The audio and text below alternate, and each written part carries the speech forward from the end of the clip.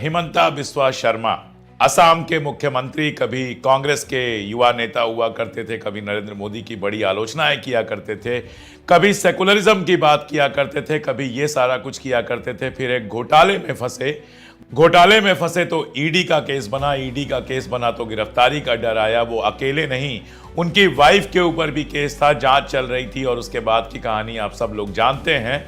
उसके बाद नरेंद्र मोदी जी के साथ चले गए, बीजेपी में चले गए और उसके बाद लगातार ये साबित करने में लगे हैं कि देश में उनसे ज्यादा मुसलमानों से नफरत कोई नहीं करता, उनसे ज्यादा जहरीला नेता कोई नहीं है, उनसे ज्यादा नफरती बयान देने वाला कोई नेता नहीं है। ये साबित करने के लिए जान लगाए हुए हैं हिमंता बिस्वा शर्मा। और जब सीए एनआरसी का मामला आया तो सबसे भयानक जो तस्वीरें, सबसे भयानक जो खबरें आई थी वो असम से आई थी।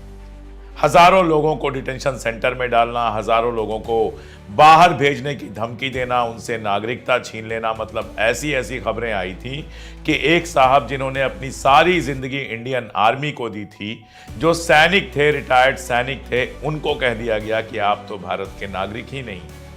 किसी ने यह सवाल नहीं पूछा कि जिस आदमी ने सीमा पर अपनी जान लगाई, जिस आदमी ने भारतीय सेना के लिए अपनी जान देना तय किया, वो भारत का नागरिक कैसे नहीं है।